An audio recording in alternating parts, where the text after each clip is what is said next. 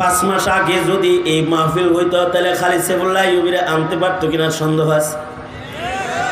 কারণ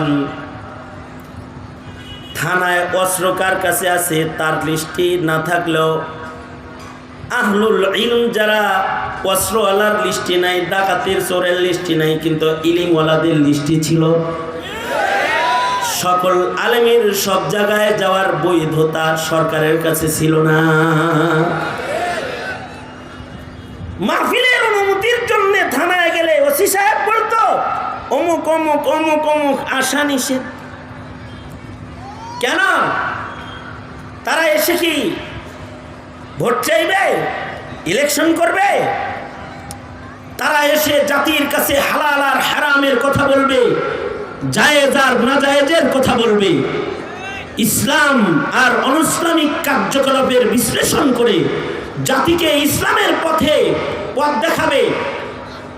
এটাও যদি অন্যায় হয়, এইটাকে যারা অন্যায় সাব্যস্ত করে তাদের জবান বন্ধ করে, তাদেরকে বন্ধ করার জিম্মা তো আল্লাহ নিবেনি। আল্লাহু আকবার জোরে বলেন। এ কারণে যারা ইলমের সাথে অত্যাচারের সম্পর্ক করে তাদেরকে নাস্তানাবুদ করার জিম্মাদারি আল্লাহ স্বয়ং নিজে গ্রহণ করে এবং করবে। কিয়ামত পর্যন্ত ইলম থাকবে, আহলুল ইলম থাকবে, ইলম থাকবে এবং ইলমওয়ালা থাকবে। কিয়ামত পর্যন্ত ইলম ও আহলুল ইলম এর সাথে যদি দুঃসম্পর্ক কেউ গড়ে তাহলে সে গোমরাহ হবে। আর বদাচরণের সম্পর্ক কেউ করলে সে জালিম হিসেবে সাব্যস্ত হবে। তাকে শায়েস্তা করার জিম্মাদার স্বয়ং আল্লাহ নিজে যুগে যুগে হবে। এটা আল্লাহ পাকের ওয়াদা। এটা কার ওয়াদা? আল্লাহ পাকের ওয়াদা। কারণ ইলম না থাকলে জাতি হালাল হারাম বুঝবে না। ইলমের আলোচনা না থাকলে পরে জাতি জায়েজ না জায়েজ বুঝবে না। আর ইলমের আলোচনা থাকলে জাতি হিদায়াতের উপরে থাকবে। রাসূল বলেছেন, আমি চলে যাচ্ছি কিন্তু ইলমের ভান্ডার দিয়ে গেলাম। তারাকতু ফীকুম আমরাইন লান তাযিল্লু মা তামাসসাকতুম বিহিমা কিতাবাল্লাহ ওয়া সুন্নাত রাসূলি। আল্লাহর রাসূল বলেন, আমার ছেড়ে যাওয়া কুরআন, আমার ছেড়ে যাওয়া হাদিসের ভান্ডার, এ ইলমের সাথে যাদের সম্পর্ক থাকবে তারা হিদায়াতের পথের পথিক হবে। আর যারা এটাকে ছেড়ে দিবে তারা গোমরাহ হয়ে যাবে।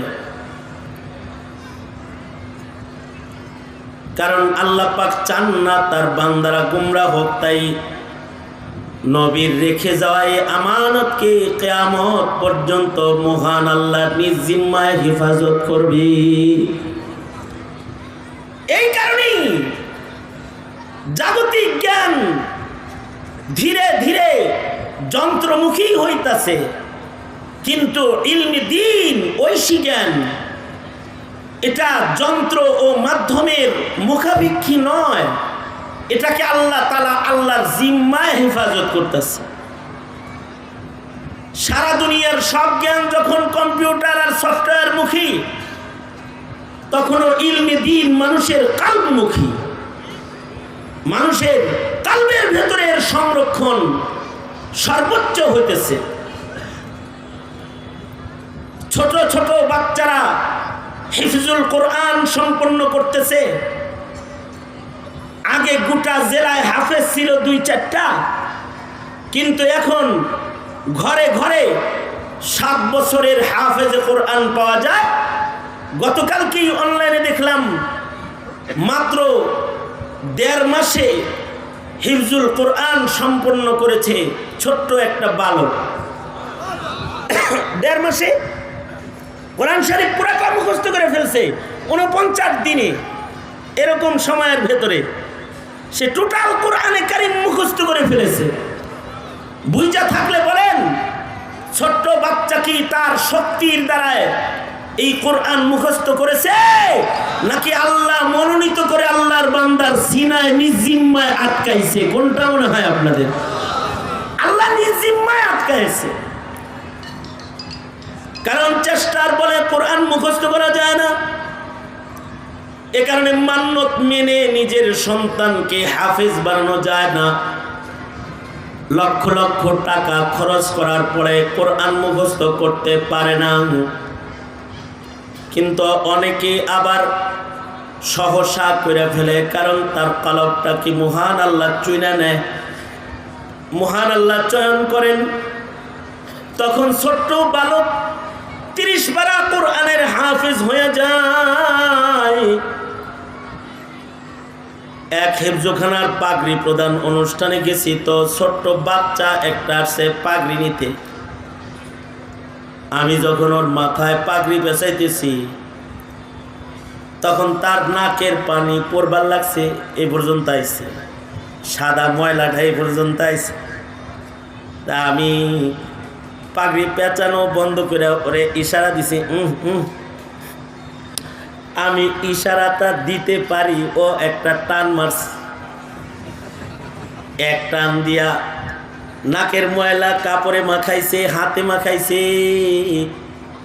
তা আমি বললাম, এখন তোর লাগে মোজা গরম কেমনে রে, তোর হাতে হিঙ্গুল লাগাইছস?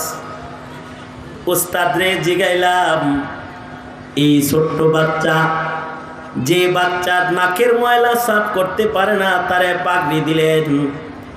এই বাচ্চার গোটা কোরআন মুখস্থ আছে তো? আসেনি মুখস্থ? উস্তাদ বলে, হুজুর কোন কি এটা, 17 জনের পাগড়ি দিছেন, 16 জনের লুকমা লাগতে পারে, ওর একটা লুকমা লাগাইতে পারবেন না আপনারা কেউ। এইরকম মুখস্থ আছে, অথচ নাকের পানি সাফ করার যোগ্যতা ওর নাই। বুঝা থাকলে বলেন, এই বাচ্চা কি নিজের শক্তিতে এমন মুখস্থ করেছে, নাকি কেউ করাইছে? যিনি করাইছে তার নাম